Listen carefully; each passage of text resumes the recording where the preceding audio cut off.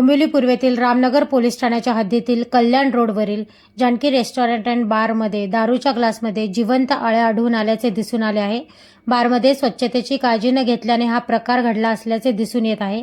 एका जागरूक नागरिकामुळे हा प्रकार उघडकीस आला। या प्रकारामुळे लोकांच्या जीवाशी खेळ चालू आहे का असा प्रश्न उपस्थित होत आहे।